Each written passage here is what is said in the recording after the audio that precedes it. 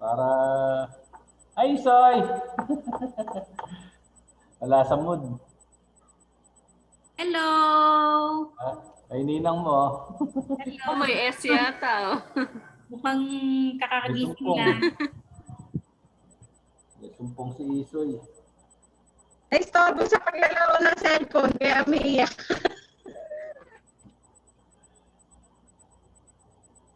Ayan. Sige, Ate Pines, take it away. Sige po, tatawagan na po natin ang ating praise and worship team. Kuya Jess, ready na po ba?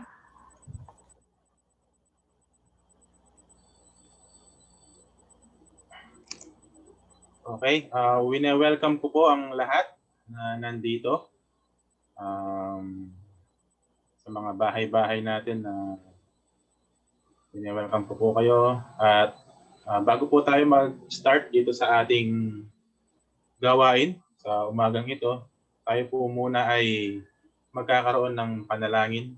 Tapos sunod po natin yung mga pag-aawitan natin na iaalay natin sa Diyos. So tayo po ay yumuko at manalangin. Aming Diyos na makapangyarihan sa lahat, kami po ay sama-samang dumudulog sa inyo, sama-samang pagpupuri sa inyo sa umagang ito. Binabalik namin sa iyo ang mataas na papuri, mataas na parangal, mataas na pagdakila sa iyong makapangyarihang pangalan. Kami ay humihingi ng pagpapatawad, paglilinis sa aming mga puso, isipan, at tibig. Hinihingi namin ng mga pagpapatawad sa mga pagkakamaling hindi nakalulugod sa inyong kaharian, sa inyong paningin. Linisin po ninyo ang aming mga pagkatao at sa gawain ito ay payapa kaming maawit, payapa kaming nakikinig, payapa kaming natututo sa inyong salita. Tulungan niyo po kami at bigyan niyo po kami ng karunungan at kalakasan sa aming pagkanta, sa aming pakikinig, sa aming pag-review dito sa aming mga kanya-kanyang laptop o cellphone ng Diyos. Dinadalangin po namin ang lahat ng aming gawain ay nasa ayos. Dinadalangin din namin na ito ay lahat ay nakakalugod sa inyong kaharian. Patuloy kaming nananalangin sa bansang Pilipinas, maging sa buong mundo na sana itong aming nararanasang pandemya ay isang pagsubok na sumusubok sa aming katatagan at ang aming sandigan lamang ay ang pangalan namin Diyos. Again, we bring back all the praise and glory sa inyong makapangyarihang pangalan. In Jesus' name we pray. Amen and amen. Okay, share screen ko lamang po yung ating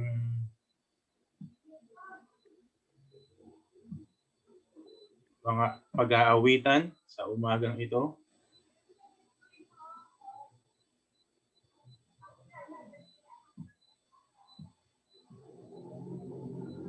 Bago po yun ay mayroon po akong gustong basahin sa inyo.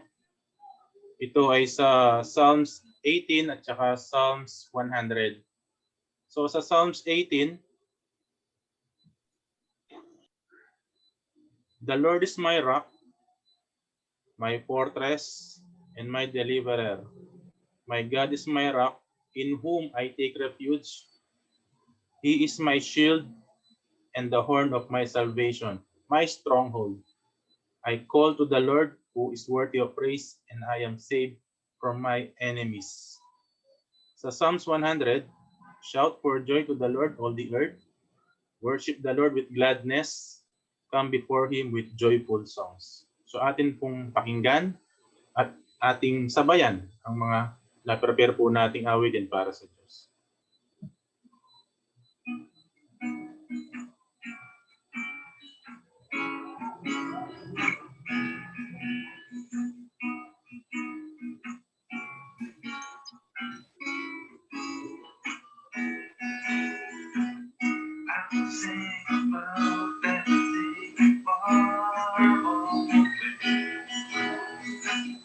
I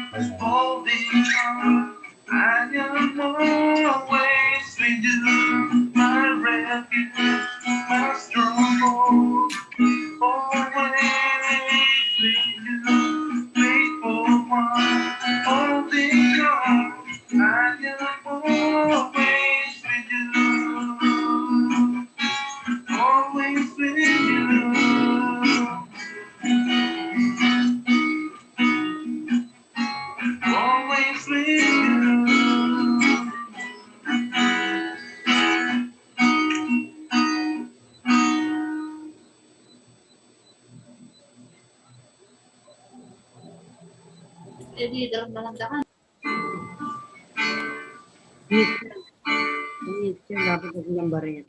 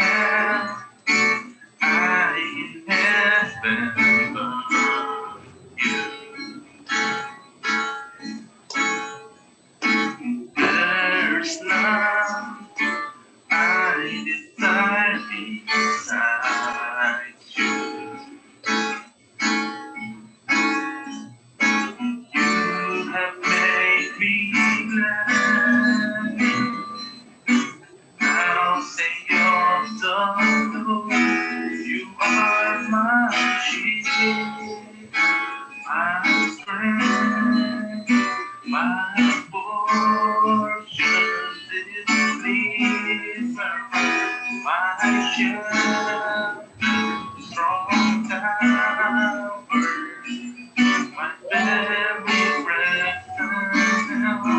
You are my shield, my strength, my portion, this deliverer, my shelter, strong tower, my very present help in time of need.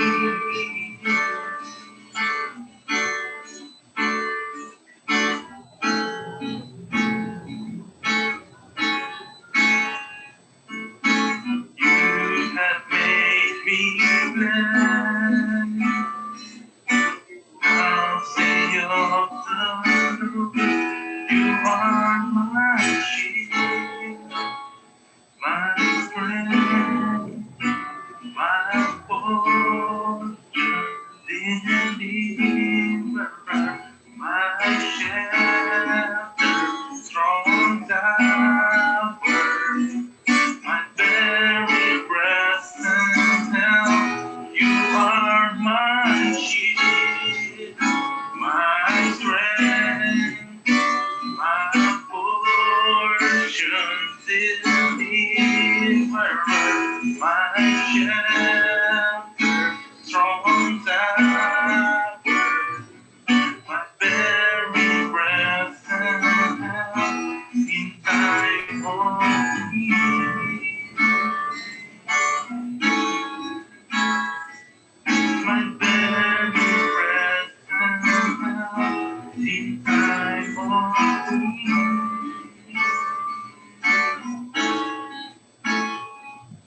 My very present help in time of need.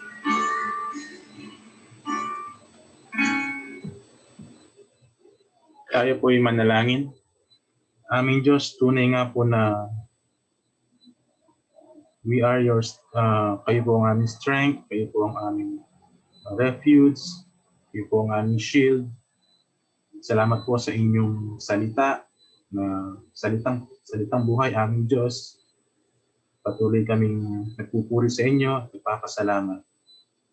Again, itong aming mga na-prepare na aming awitin ay ino-offer namin sa inyo, aming Diyos. Ito po ang aming nagkakaisang dalangin. In Jesus' name we pray. Amen and amen.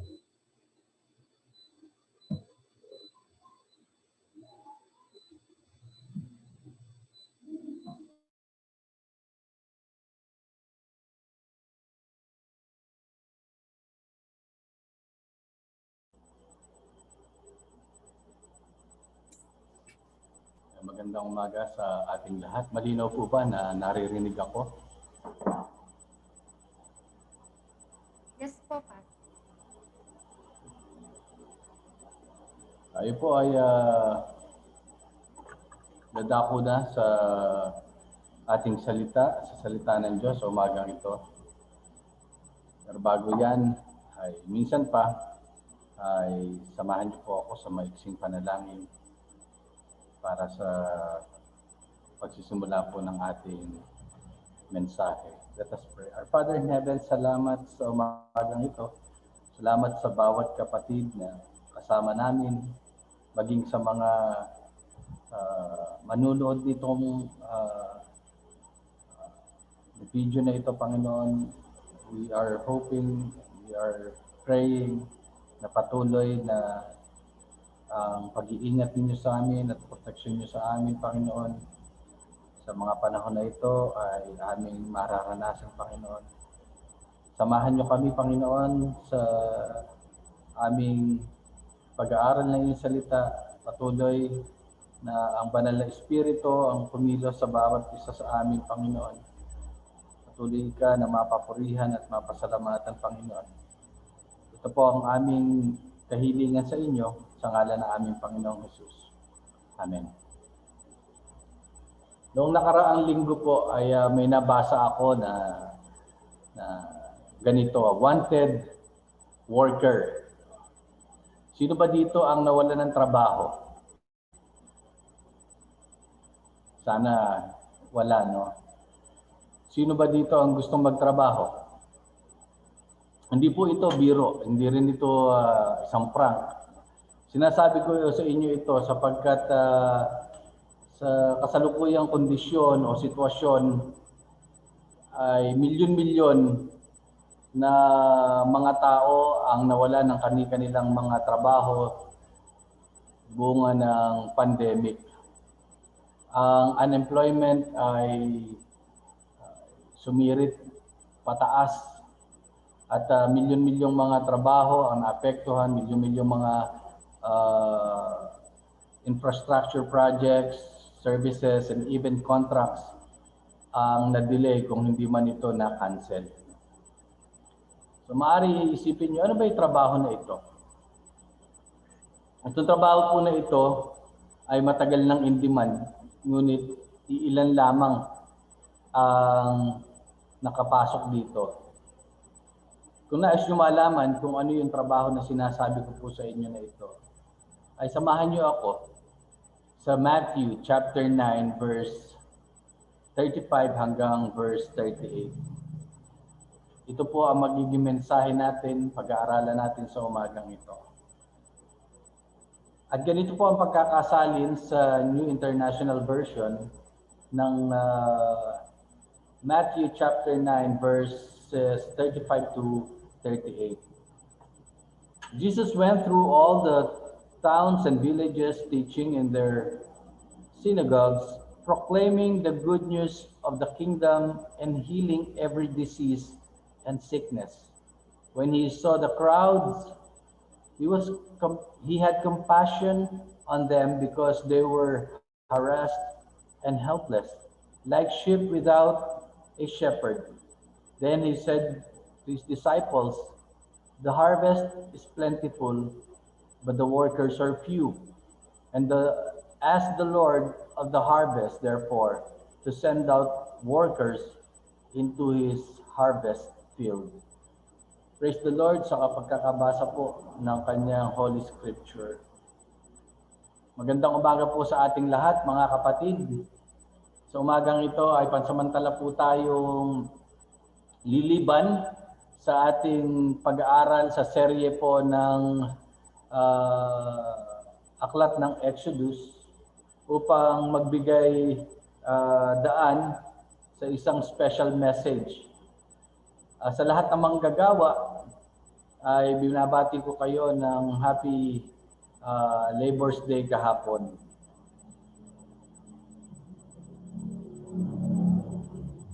Since ang ating pong present condition ay masyadong mapanghamon, very challenging.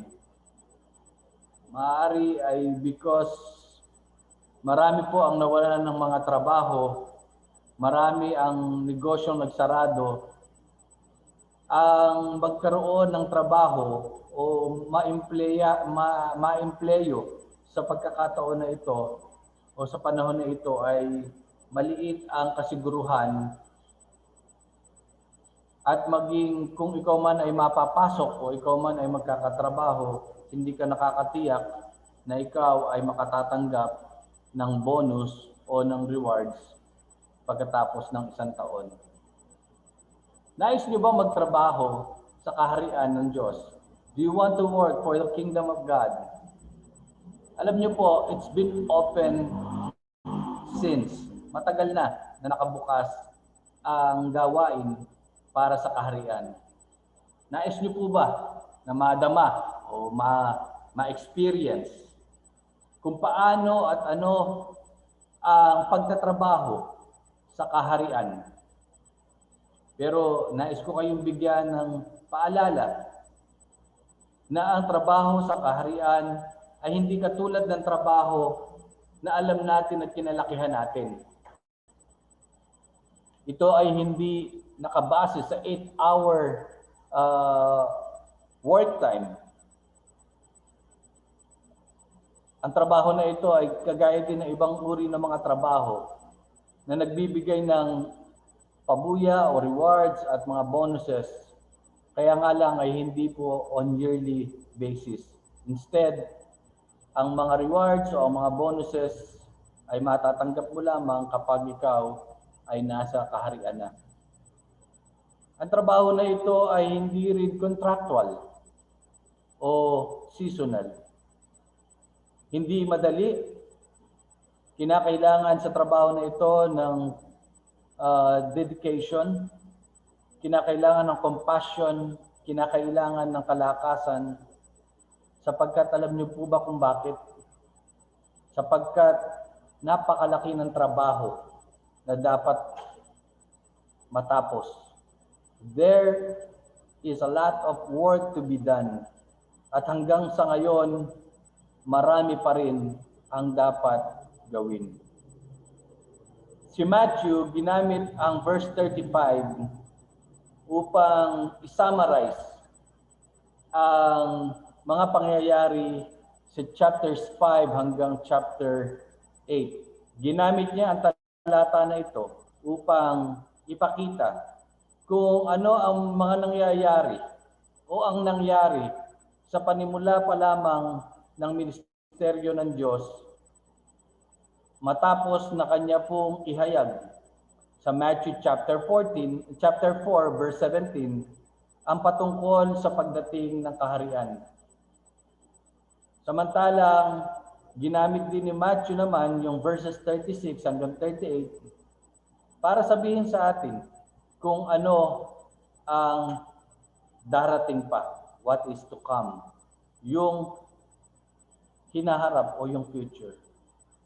Sa apat na mga talata na ito ay mayroon po tayong pag-aaralan na 3 puntos sa umagang ito. Ang tanong, what must a worker in the kingdom have and must do? Ano ang kinakailangan ng isang manggagawa ng kaharian? Ano ang kailangan niyang gawin? What must he have and what must he do? Tingnan po natin ang kasagutan. Sa verse 35, sinasabi diyan, Jesus went through all the towns and villages, teaching in their synagogues, proclaiming the good news of the kingdom and healing every disease and sickness. Sinasabi diyan na kinakailangan na ang worker must teach and speak of what the kingdom is all about. Ang trabaho po o yung work ay isang mahalagang bahagi o component ng kaharian ng Diyos. Isang mahalagang component ito sa itinatag na kaharian ng Diyos dito sa lupa. At dito, ipinakita ng ating Panginoong Hesus ang uri ng trabaho na dapat gawin sa kaharian.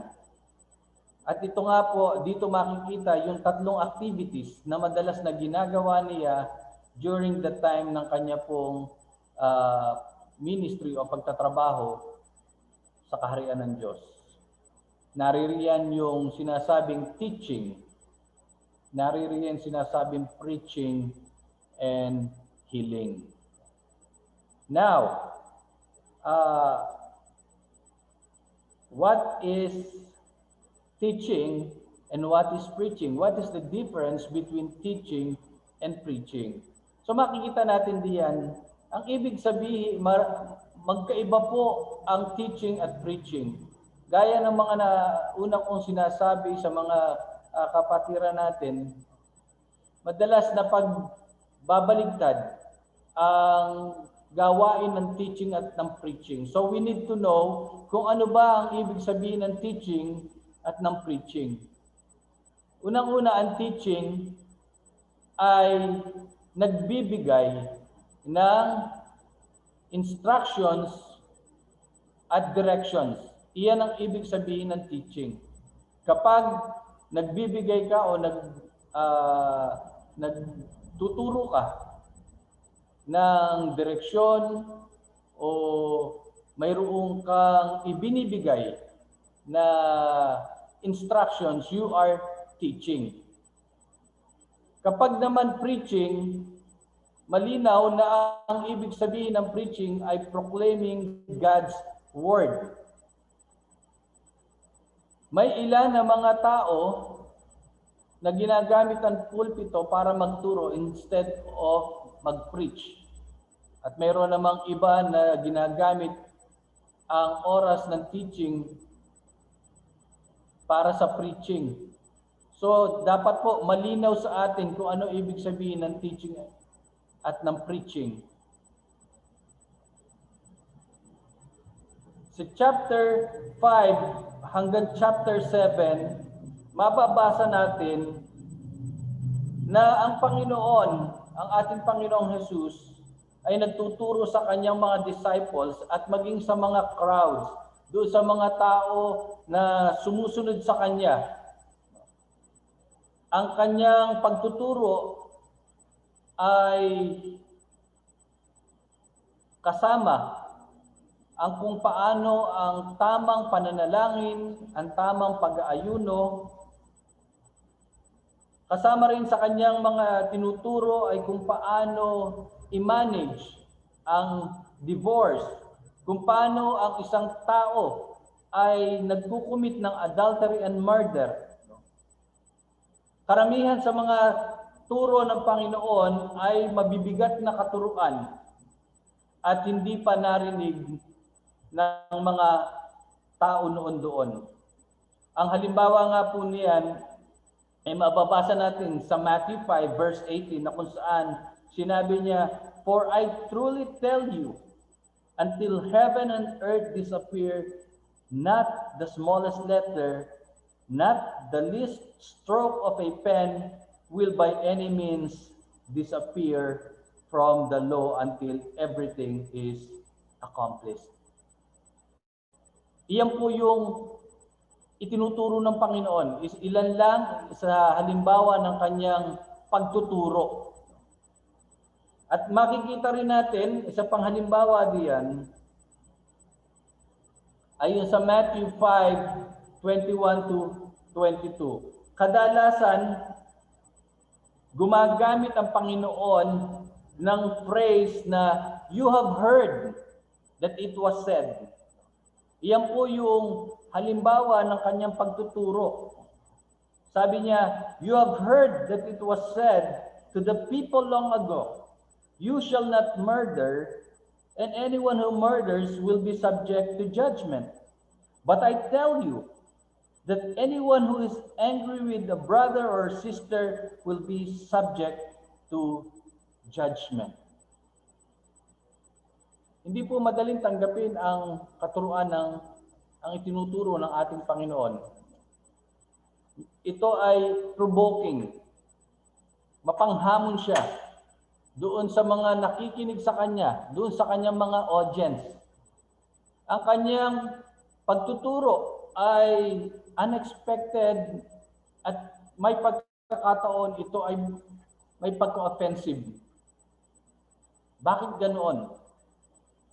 Sapagkat nais po ng Diyos na malaman ng tao, ng mga tao, ng kanyang mga tagapakinig, ng mga taong sumunod sa kanya, nais niya na malaman nilang lahat ang katotohanan patungkol sa kaharian.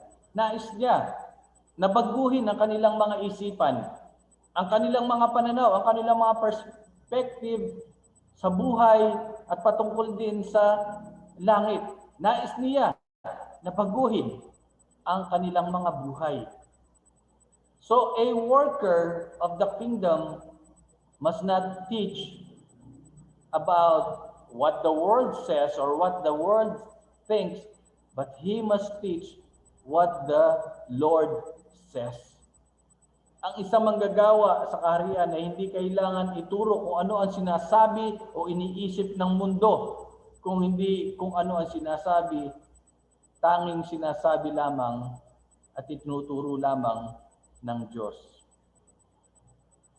At makikita natin diyan, hindi lamang sa pagtuturo naka-focus ang gawain ng Panginoon. Ipinakita din niya sa atin that He is not only a teacher, but He is also a preacher, kung ang kanya pong mga katuruan, mga kapatid, ay mahirap lulunin, mabigat, medyo very challenging, very unusual, ay ganun din naman po ang kanyang pangangaral. Ang kanyang pangangaral o ang kanyang preaching ay mas mabigat, mas mahirap panghawakan. It is hard to handle. Ang kanyang pangangaral ay nakasentro sa kaharian ng ating Diyos.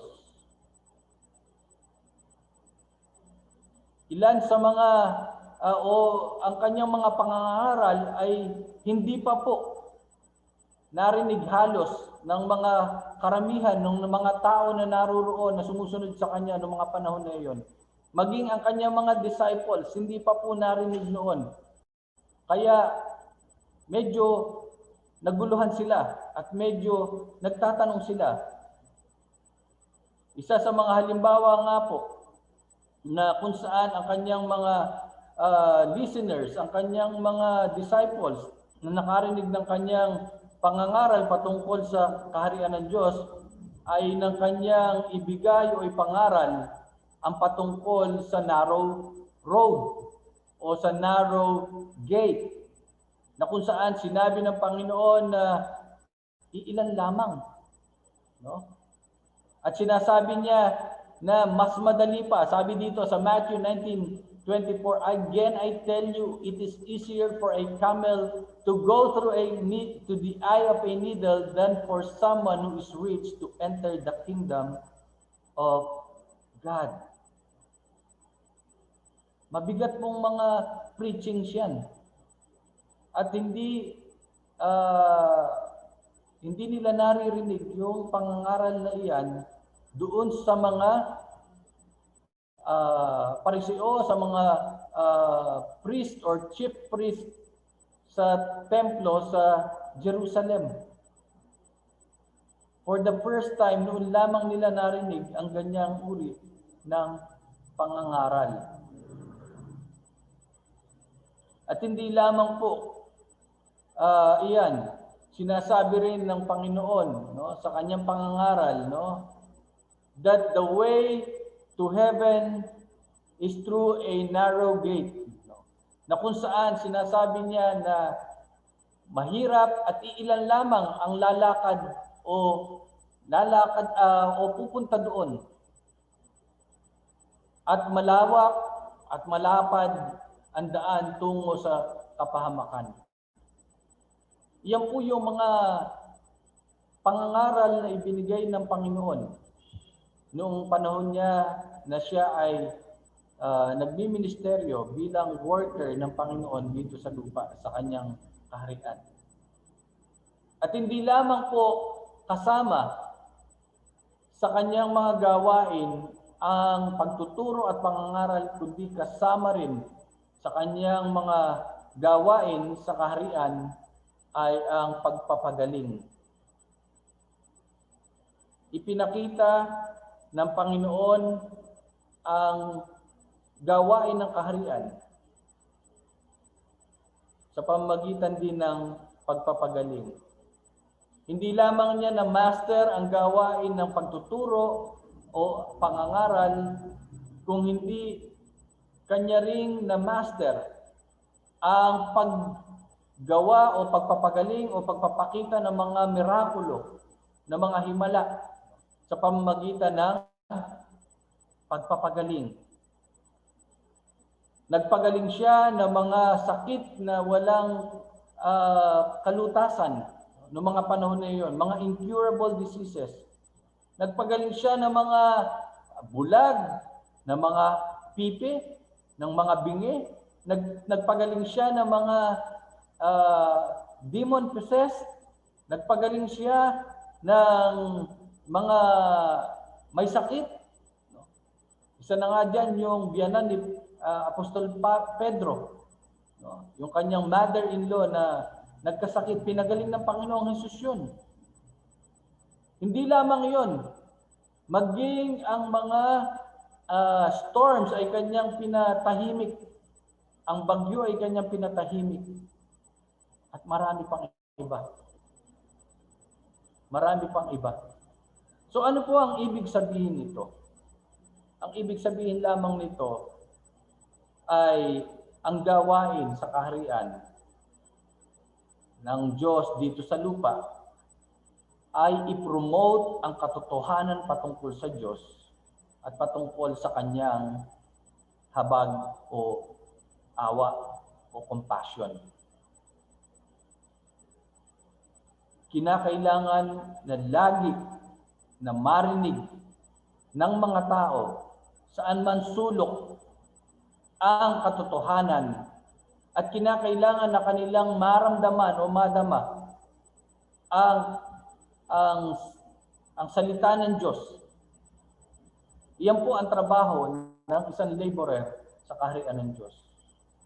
Maaring hindi magustuhan ng ibang makaririnig. Maaring may mga taong ma-offend kapag ikaw ay nag-preach, gaya ng Panginoong Hesus.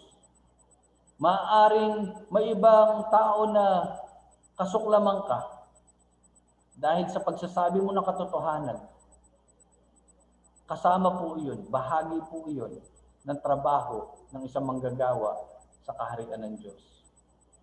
Bahagi iyon ng pagsasabi ng katotohanan at bahagi iyon ng layunin na mabago ang pananaw ng tagapakinig patungkol sa Diyos at patungkol sa langit.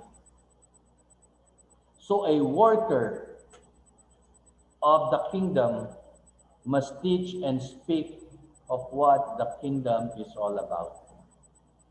Kalawang punto. The worker must have the heart for the poor and helpless.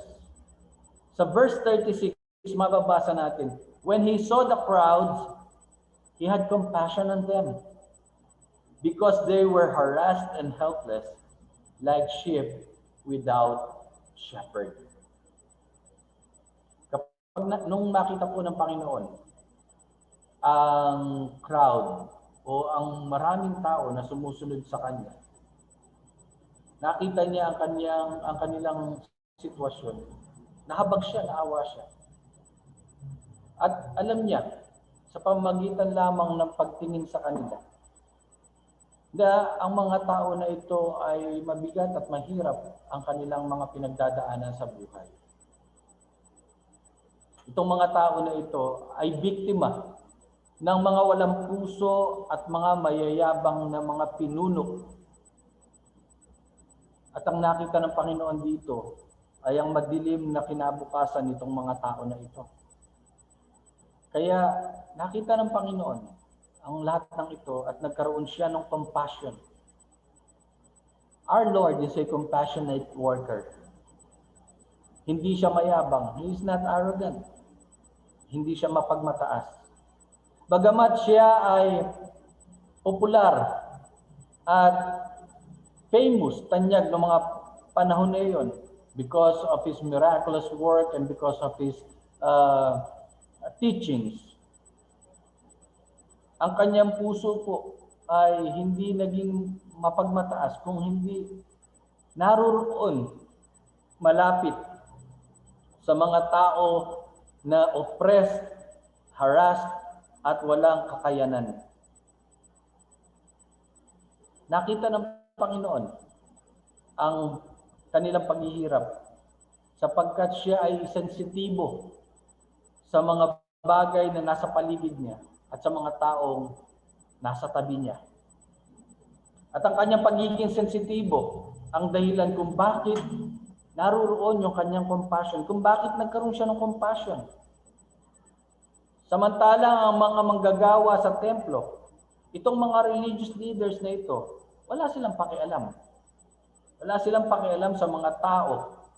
In fact, itong mga tao pa nga na ito, itong mga leaders na ito, itong mga religious leaders na ito, sila pa ang nagbibigay ng mabibigat o nakabigatan sa mga tao na ito. Sila yung mga nagte-take advantage doon sa sitwasyon. Sila yung mga gumagawa ng mga kautusan. Nag-iimbento sila ng mga kautusan na magpapatuloy lang na magbigay ng kabigatan at paghihirap dito sa mga mahihirap na tao na ito. Nag-iimbento sila ng mga kautusan na ang magbebenepisyo lamang at makikinabang ay sila. Wala po silang puso para sa mga mahihirap. Wala silang tenga para pakinggan ang kanilang mga hinaing. Ang nakikita lamang nila dito sa mga mahihirap na ito ay mga tao. Simple. Iyon lamang ang kanilang nakikita. Ito ay mga tao na maaari nilang gamitin kasangkapan. Unlike sa paningin ng Panginoon, kapag tiningnan niya ang mga tao na ito, iba ang kanya nakikita. Mayroon siyang malaking puso para sa kanila. Nakikita ng Panginoon ang kanilang paghihirap. Tumatagos yung paningin ng Panginoon sa kanilang mga puso. Ang mata ng Panginoon, ang nakikita ay hindi galit kundi pag-ibig. Ang kanyang mga mata ay bukas sa kanilang mga sakit at mga kabigatan. Kaya nga mga kapatid, if you want to work in the kingdom, you must have the heart for the poor and the helpless. You must have, or you must possess, a big and tender heart for the less fortunate. Ang manggagawa ng kaharian ay kinakailangan na may pag-ibig sa kanyang mga tupa. Gaya ng pag-ibig na ibinibigay ng Panginoon. Ang manggagawa ng kaharian ng Diyos ay hindi aabusuhin ang kanyang mga tupa. Hindi niya gagatasan ang kanyang mga tupa.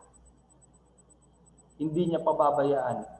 Kinakailangan ng isang manggagawa ng kaharian ay mayroong genuine concern, mayroong true love para sa kanyang mga tupa.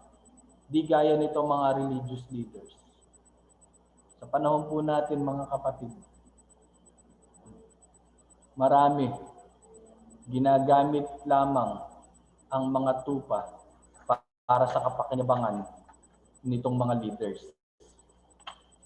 Maraming mga tupa ang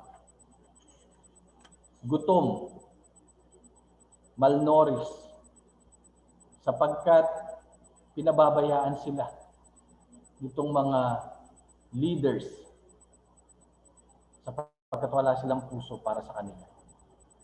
So if you want to work for the kingdom, you must possess a genuine heart, a tender heart, a loving heart, a heart for the poor and for the helpless.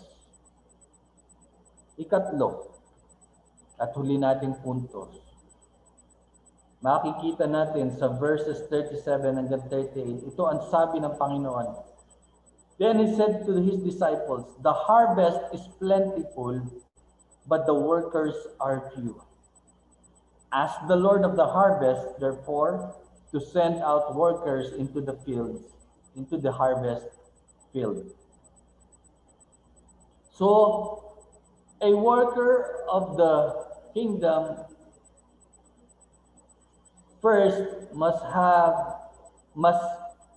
must teach and preach or speak of what the kingdom is all about. Second, he must have the heart for the poor and helpless. And third, he must have the sense of urgency. si Apostle Matthew, ikinumpara po niya ang mga tao na sumusunod sa Panginoon noong mga panahon na yan. Itong mga Israelita na ito, ikinumpara niya ito sa mga tupa. Tupa na walang mga pastol. Subalit ang nakakagulat ay kung paano ikinumpara ng Panginoong Hesus, kung paano tinitingnan ng Panginoong Hesus itong mga tao na ito sa kanyang paningin. Ang pagkukumpara ng Panginoon sa mga tao na ito ay hindi tulad ng isang tupa, kundi katulad ng mga harvest.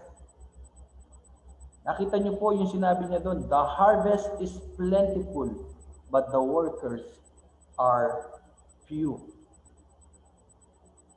Nang igala ng Panginoon ang kanyang mga mata,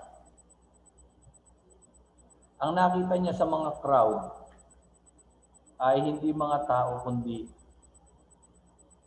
pag-aani, harvest.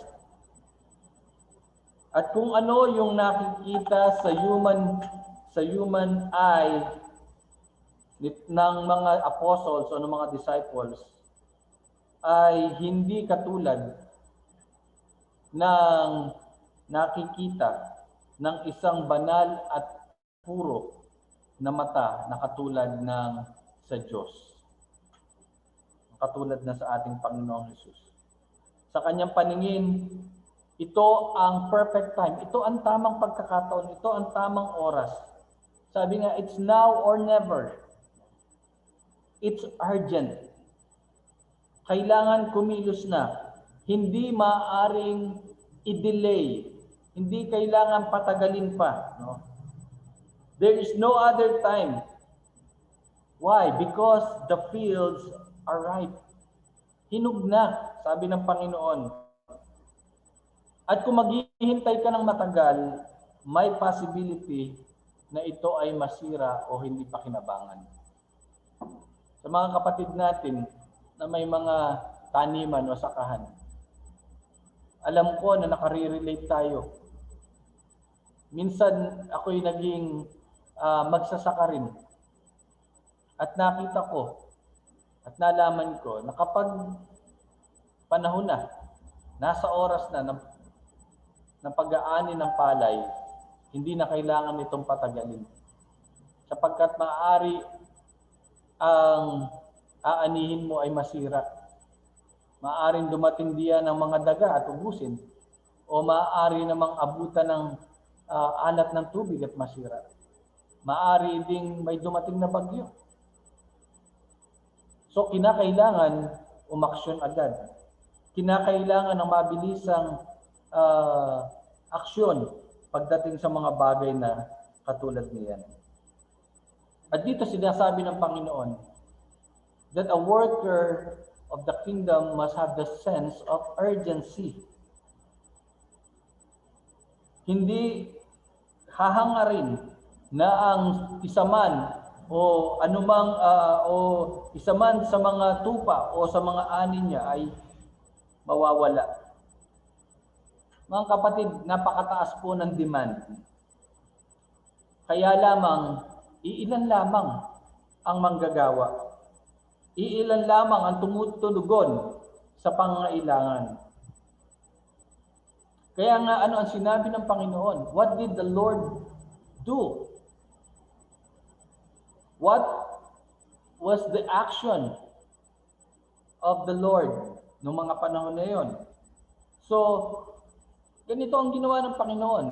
Tinipon niya ang kanyang mga disciples at kanyang inutusan at sinabi sa kanila to pray for God to send more workers or laborers in the fields because the harvest is plentiful but the workers are few.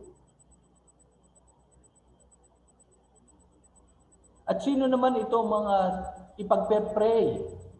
Sino itong mga ipagpe-pray na mga workers na sinasabi ng Panginoon? Sino-sino sila?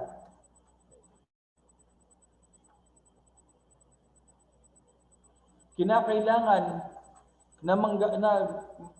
kinakailangan sa kaharian o sa kingdom ng mga workers. Una, workers na mayroong compassion, mayroong pag-ibig, mayroong kahabagan. Ikalawa, workers na kayang proteksyonan ang kanyang mga tupa. Workers na may kakayahan na pakainin ng tama o magturo ng katotohanan. Hindi basta-bastang manggagawa lamang ang atin pong hihilingin o ipapanalangin na ipadala ng Panginoon, kundi workers na nakakaunawa kung ano ang gawain sa kaharian. At alam niyo po, mga kapatid, nang sabihin ng Panginoon sa kanila ito, sa kanyang mga disciples, ng kanyang iutos ito na to pray for God to send more laborers or workers. Alam niyo po, sumagot agad ang Panginoon. Sinagot niya agad ang kanilang kahilingan, ang kanilang mga panalangin. At alam niyo po kung sino ang naging kasagutan? Sila. Itong mga disciples na ito, itong mga naging apostol ng Panginoon, sila ang mga naging kasagutan sa kanilang mga panalangin.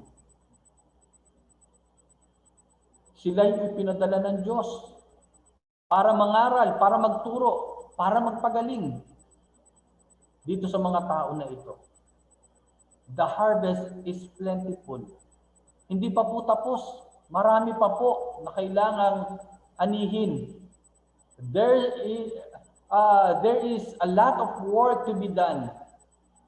Maraming mga bukirin ang kailangan pa po na anihin sapagkat marami ang bukirin na hinog na, handa na, napitasin ang mga ani. Subalit, kukunti pa rin po ang mga manggagawa. Alam niyo po, despite na ang technology natin ngayon ay masyado ng advanced. Despite of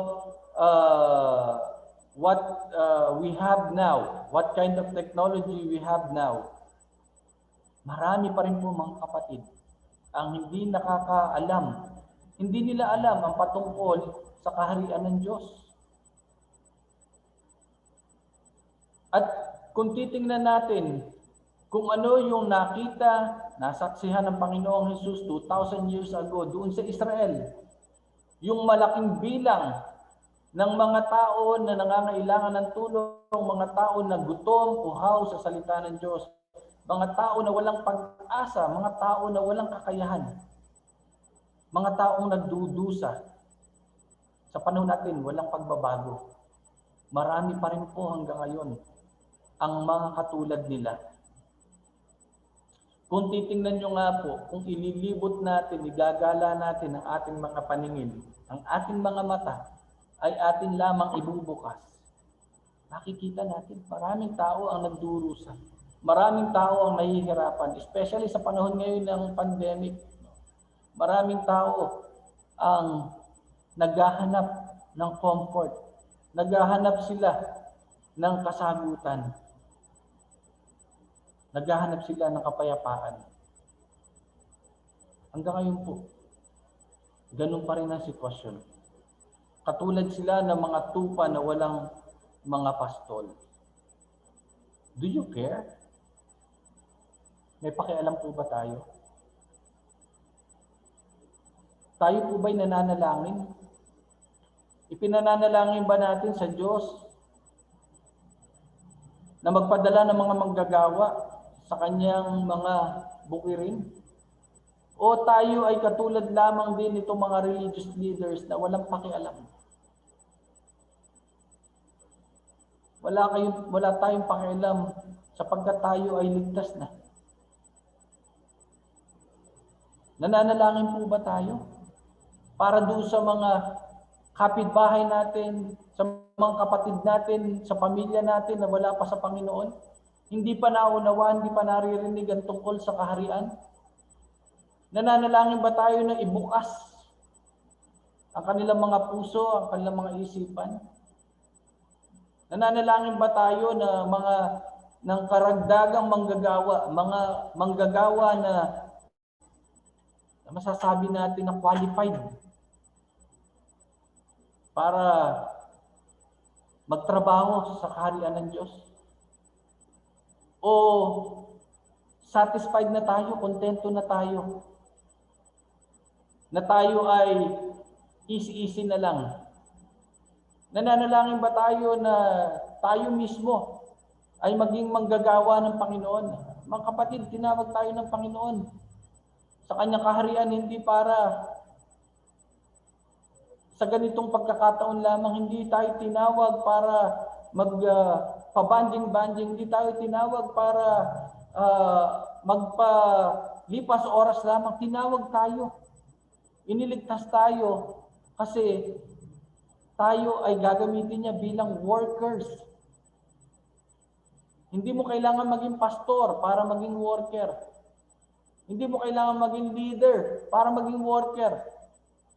Right away, you are worker of the kingdom sa oras na ikaw ay mapabilang sa kaharian ng Diyos.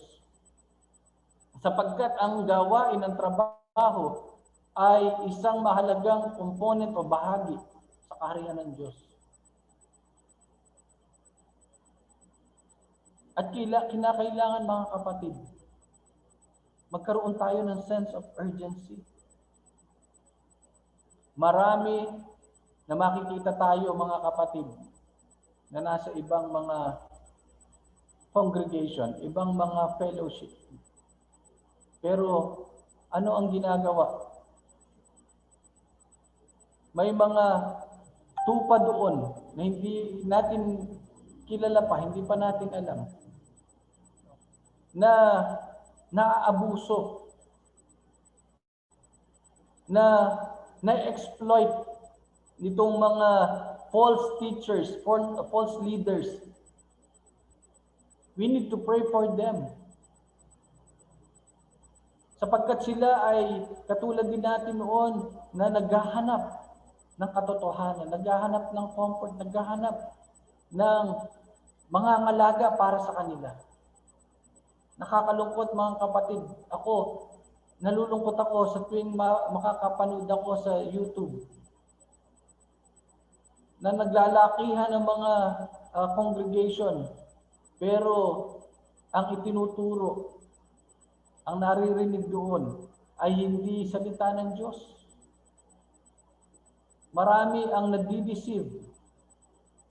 Iyan ba yung sinasabi ng Panginoon ay panalangin na ipadala para sa mga tupa ng Panginoon? Hindi po. Hindi po sila. Hindi itong mga tao na ito na ginagawang gatasan yung mga tao, pinagkakaperahan. Dahil alam nila na itong mga tao na ito ay ganoon na lamang ang kanilang pagnanais na makarinig ng salita ng Diyos. Ano ginagawa nila? Ano ay tinuturo nila? Ano ay pinapangaral nila? Puro hindi naaayon sa salita ng Diyos. Tumingin po kayo sa YouTube, manood kayo sa YouTube. Marami diyan. Mga fake workers of the church. Ginagamit nila yung mga fake healings nila para makakuha ng maraming biktima. Ginagamit nilang yung kanilang mabubulaklak na pananalita para yung mga tao ay maengganyo sa kanila. Pero pansinin niyo po, noong panahon ng Panginoong Hesus, ang kanyang pangangaral, maraming tao sumusunod dati sa kanya, subalit ang marinig nila ang kanyang pangangaral, marami sa kanila ang hindi na sumunod. Hindi nila matanggap ang tinuturo ng Panginoon. Hindi nila matanggap ang katotohanan na sinasabi ng salita ng Diyos. At expect po natin mga kapatid, kapag tayo ay manggagawa sa kaharian ng Diyos, sinabi naman ng Panginoon yun, na maaaring maraming maging kaaway ka. Maari yung mga dating kaibigan mo ay maging kaaway mo dahil hindi nila tatanggapin na sinasabi mo. Dahil hindi nila i-accept yung katotohanan ng salita ng Diyos. Kaya wag po tayong matakot. Naiisip ko tuloy, siguro kaya iilan ang manggagawa sa kaharian ng Diyos ay sapagkat napakabigat po ng responsibility. At ang iyong buhay ay talagang magkakaroon ng pagbabago. Sapagkat ang ipapangaral mo ay magpapabago sa buhay ng mga tao. Ang ituturo mo sa kanila ay magbubukas ng bagong karunungan patungkol sa kaharian. Ikaw ay magsisilbing manggagamot ng kanilang naghihirap na mga espiritu. Sa iyong mga salita na mula sa Diyos ay gagamitin mo para i-comfort sila, para sila ay yung makaranas ng relief. Gayun pa man, sabi nga, nakakalungkot. 2,000 years ago, sinabi ng Panginoon, the harvest is plentiful, but the workers are few. Hanggang ngayon, the workers are few. Iilan, bihira, madalang ang mga manggagawa.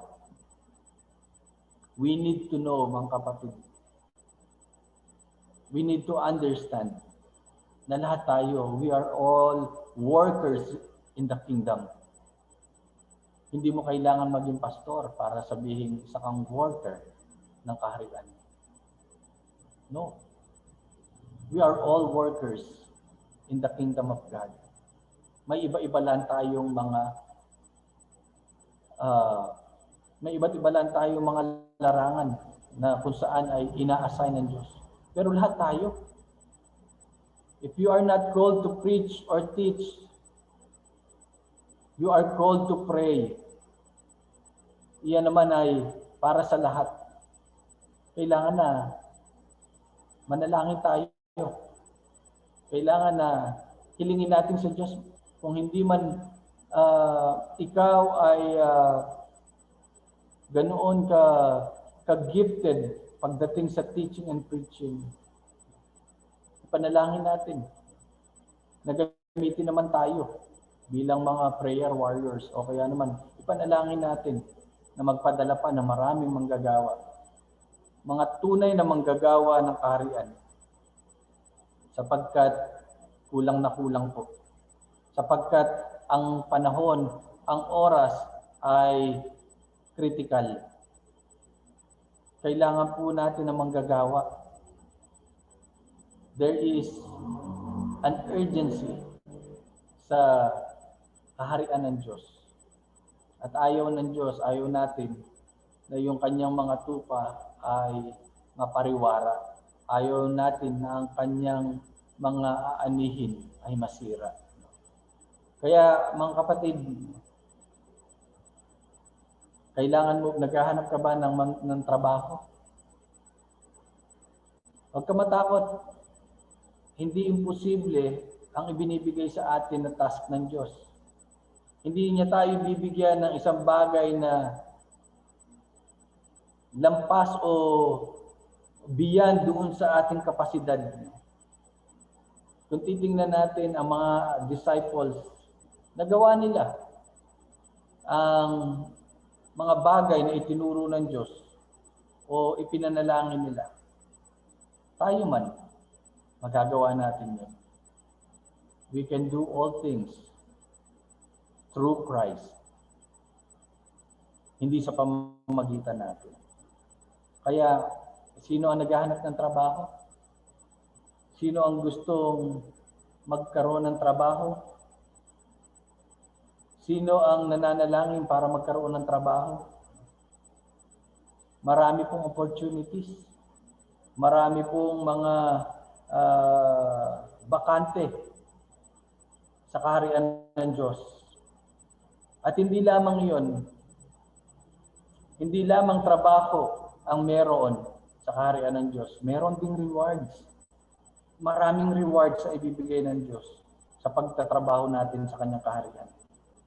The harvest is plentiful, but the laborers are few. So we need to pray for God to send more workers. Workers who knows and understand the work in the kingdom. Workers na mayroong compassion sa mga tao. Workers na willing na isacrifice ang kanyang sarili. Hindi natin alam. Malay mo, sa ating pananalangin pala, sa iyong pananalangin, ikaw pala ang ipadadala ng Diyos. Ikaw pala yung matagal nang hinihintay ng Diyos na sinasabi niyang manggagawa. Hindi po imposible, mga kapatid. So, kailangan po natin, mga kapatid, na patuloy na manalangin. Hindi lamang yun. Kailangan na ibukas natin ang ating mga puso at mga isipan. That is the only way na magiging sensitibo tayo at that is the only way na magkakaroon tayo ng compassion. Kaya sa umagang ito, mga kapatid, patuloy po nating hilingin sa Diyos ang pagpapadala ng maraming manggagawa sa kanyang ubasan. Let us pray. Our Father in heaven, salamat po for sending workers who love your ship. Kailangan po ng mundo na marinig ang inyong salita, ang katotohanan.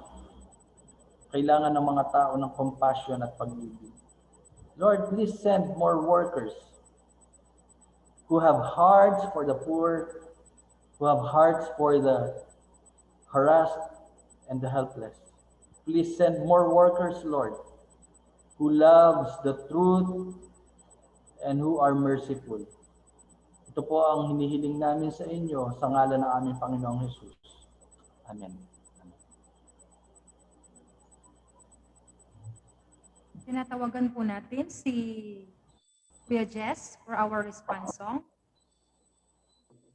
Bago po natin pakinggan at awitin yung ating response song, nais ko lang po itong basahin sa inyo, itong sa Psalms 103 verses 1 to 5. Praise the Lord, O my soul, all my inmost being, praise His holy name. Praise the Lord, O my soul, and forget not all His benefits, who forgives all your sins and heals all your diseases, who redeems your life from the pit and crowns you with love and compassion, who satisfies your desires with good things so that your youth is renewed like the eagles.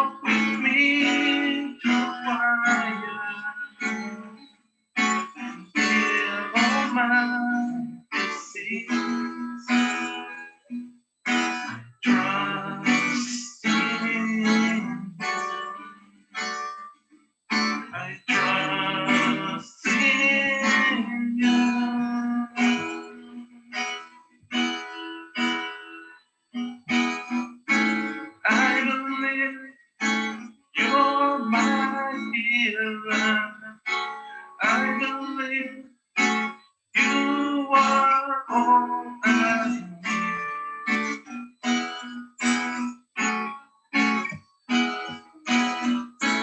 I believe you're my fortune. I believe you're more than enough for me. Jesus, you're all I need.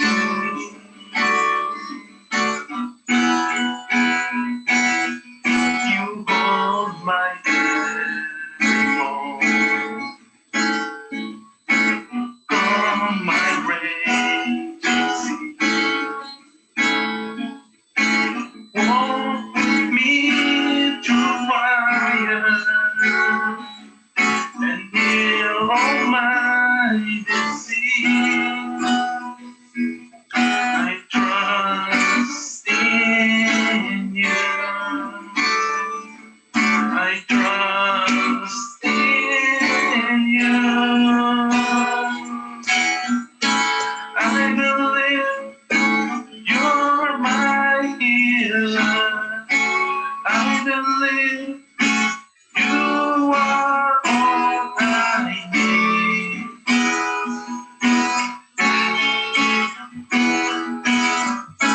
I believe you're my fortune.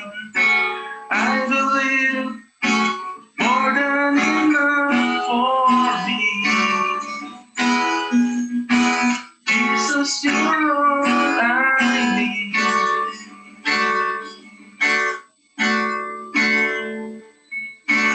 Nothing is impossible for you. Nothing is impossible. Nothing is impossible for you. You hold my world in your hands. Nothing is impossible for you. Nothing is impossible. Nothing is impossible for you. You hold my world in your hands. I believe you're my healer. I believe you are all I need.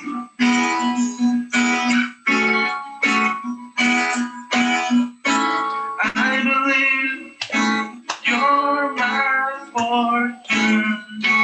I believe you're more than enough for me. Jesus, you're all I need. Jesus, you're all I need. Jesus, you're all I need.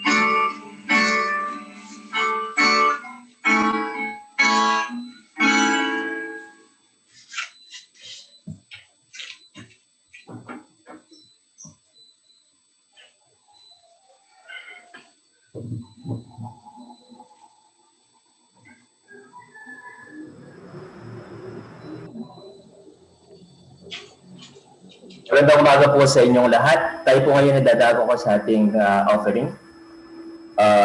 Tayo po aking pong babasahin ang Efeso 2, verse 8. Sapagkat dahil sa kagandaang loob ng Diyos, kayo ay naligtas sa pamamagitan ng pananampalataya, at ito'y kaloob ng Diyos at hindi mula sa inyong sarili. Hindi ito bunga ng inyong mga gawa, kaya't walang may pagmamalaki sino man. Kung ano tayo ngayon ay gawa ng Diyos at sa pagkikipag-isa natin kay Kristo Jesus, ay nilikha niya tayo para sa mabubuting gawa na hinihanda niya noon una pa man upang gawin natin. Then babasahin ko rin po yung James, Santiago, chapter 2, verse 14. Sabi po dito, mga kapatid, ano ang pakinabang kung sabihin ng isang tao na siya ay may pananampalataya ngunit hindi naman niya ito pinapatunayan sa gawa. Mailigtas ba siya ng ganoong uri ng pananampalataya? Halimbawa, may isa kang kapatid na walang maisuot at walang makain. Kung sasabihin niyo sa kanya, patnubayan ka nawa ng Diyos, magbihis ka at magpakabusog, ngunit hindi naman ninyo binibigyan ng kanyang kahilangan, ano ang silbi niyon? Gayon din naman, patay ang pananampalatayang walang kalakip ng gawa. So magandang umaga po sa inyong lahat. Napakaganda po ng topic ni Pastor Randolph kanina, very compelling po, and wake up call po sa ating lahat, sa lahat ng tinawag ng Diyos. Kasi hindi po tayo tinawag ng Diyos para mabuhay lang dito sa mundong ito na ang concern lang natin ang ating sarili, ang ating sariling buhay. Kung paano magiging maayos ang buhay natin, ang mga anak natin, at ang pamumuhay natin. Maganda po yun. Pero ang pagtatawag ng Diyos sa bawat isa sa atin ay hindi po nagtatapos doon. Kamukha po ng preaching ni Pastor, it is a must sa ating lahat to proclaim the Word of God. At ang pag-aalag ng salita ng Diyos, kamukha ng sinabi niya, hindi mo kailangan maging pastor, hindi mo kailangan maging preacher, teacher. Dun sa level natin at kakayaan po natin at magagawa natin, may share po natin ang salita ng Diyos. Una, sabi nga ni John Piper, kung ikaw ay mag-aayag ng Diyos, very strategic. Sa unahin, sa loob ng tahanan. Pangalawa, sa kapitbahay. Then, kasunod nun ay yung sa place of work, kung saan ka nagtatrabaho. Then, kailangan po maging strategic ang pag-ayag po natin ng salita ng Diyos. Kamukha ng binasa ko kanina, tayo po ay niligtas ng Diyos, binuhay tayo uli, hindi upang mabuhay sa sarili lang natin. Sabi nga ni Paul, walang nabubuhay para sa sarili lamang. Tayo po ay nabubuhay para maglingkod sa Diyos. We are all workers sa kingdom ng Panginoon, sa vineyard niya. So, dun sa kakayahan natin na binigay ng Diyos, hindi niya ihingin sa iyo yung wala sa iyo. Kung ano sa iyo ngayon, nandun na lahat ang kailangan mo para gawin ang gusto niyang ipagawa. So, huwag kang hihingi ng anumang bagay na hindi naman para sa iyo. Kung anong binigay ng Diyos, doon ka niya susukatin pagdating ng judgment. Kung yung binigay niya sa iyo, naghamit mo para sa kalwalhatian niya, para sa kaharian niya. Tandaan po natin, ang paghahayag ng salita ng Diyos ay very challenging sa bawat isa sa atin. Kasi kapag ipinoklaim mo ang salita ng Diyos, titignan po sa atin ng mga unbelievers kung yung sinasabi mo ay sinasabuhay mo. So, isang magandang paraan din sa ating mananampalataya na kapag binanggit mo, isinyo mong salita ng Diyos, mapupwersa ka, may pamuhay mo to. Kasi kung hindi mo ipapamuhay ito, kahihiya ka dun sa mga taong na i-preach mo. Kamukha ang sinabi ni Pastor kanina, there is an urgency. Kasi po maraming kaluluwa, maraming kaluluwang namamatay na hindi alam ang salita ng Diyos. Maraming mga kaluluwang na itatapon sa impyerno araw-araw na hindi po nahayagan ng salita ng Diyos. At sino mag-aayag ng salita ng Diyos? Tayo po, ng mga tinawag niya. At kamukha na sinabi ko, binasa ko kanina, ang ating pananampalataya ay dapat po nakikita sa gawa. Tandaan po natin, having the profession of faith is one thing, having the possession is another thing. Anong ibig sabihin? Lahat tayo pwede natin sabihin that we are Christian, that we are believers. Pero kung hindi natin ipapakita sa gawa ito, kamukha ng sinabi ni James, ni Santiago, tunay nga kaya na may possession tayo ng pananampalataya. Baka hanggang dila lang, baka hanggang bibig lamang. Mga kapatid, kung meron kang Kristo sa puso mo, hindi mo kayang tiisin ang kapatid mo yung nagugutom na ikaw ay sapat-sapat ang meron mo. Sapat-sapat ang nasa iyo. Ngunit ang kapatid mo ay walang-wala, nagugutom. Ano yung ibig sabihin? Ang tunay na pananampalataya ay kumikirot sa puso ng bawat mananampalataya na hindi ka patatahimikin kapag alam mo ang kapatid mo yung pangangailangan na hindi mo tinutugunan o tinutulungan.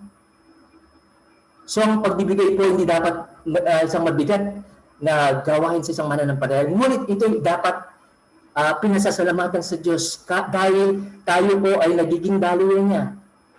Alin o ba mas masarap ang pakiramdam, yung binigyan o nagbigay? Of course, yung binigyan ka, masarap ang pakiramdam mo. Pero mas masarap ang pakiramdam kapag ikaw ay nagbibigay dahil ikaw ay nagiging daluyan ng Diyos sa kanyang pagpapala. So mga kapatid, let us proclaim and preach the word of God, hindi lang sa salita, ikit sa lahat sa gawa. Tayo po'y manalangin. Panginoon, kami po'y nagpapasalamat sa mensahe na binigay niyo sa bawat isa sa amin. Alam po namin, marami kaming kakulangan dito sa buhay, dito sa mundo, Panginoon. Ngunit ituro mo ang tamang daan sa amin, Lord, upang ang kilos gawa namin, pag-iisip namin, ay magbibigay luwalhati sa iyong pangalan. Maraming salamat po. In Jesus' mighty name, Amen.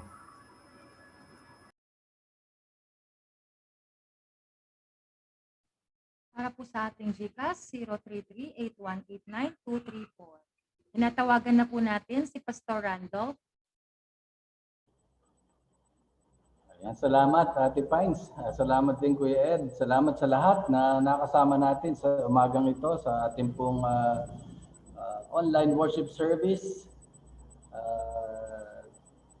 Nawa lahat tayo ay nasa mabuting kalagayan. No? Patuloy tayo mag-ingat. Patuloy po tayo na magtiwala, no, sa Panginoon. At meron lang po tayong mga ilang announcements bago tayo manalangin. Happy birthday! Si Ate Menchi yata mag-ano niyan, Ate Pines, na. So happy birthday muna kay Alessandra, kay Sai, at kay Seb, no? 16th birthday po ni Sai. Invited kayo. Invited kayo, kaya lang nakasarado yung gate namin.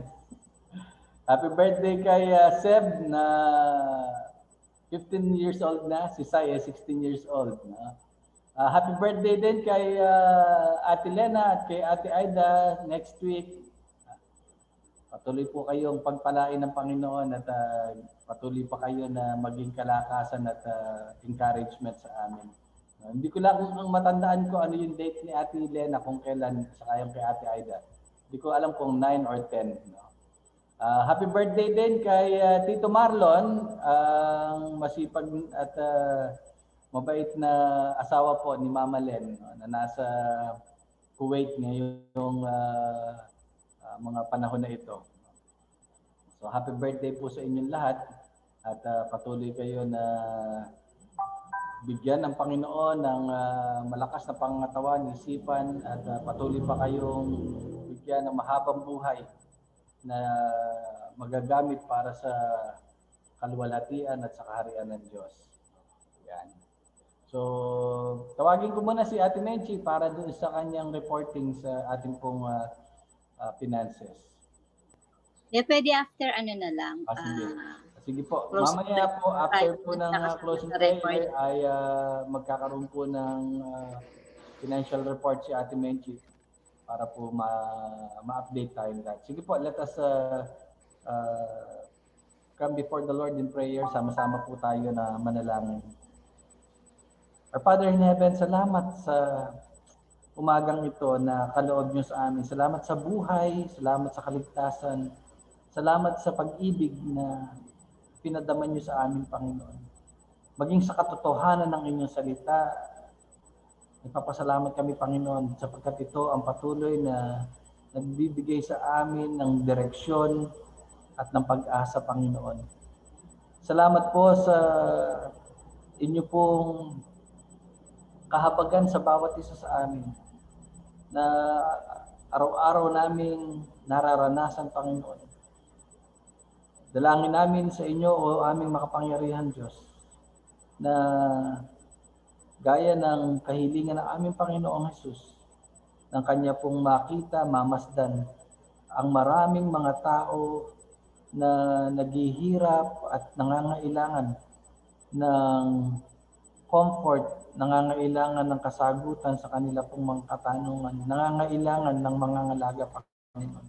Lord, we pray as a church to send more workers, more laborers, Panginoon, sa inyo pong para sa inyo pong gawain dito po sa lupa, Panginoon, para sa inyong kaharian na naririto sa lupa. Gamitin niyo, Panginoon, ang bawat isa sa amin, O Lord.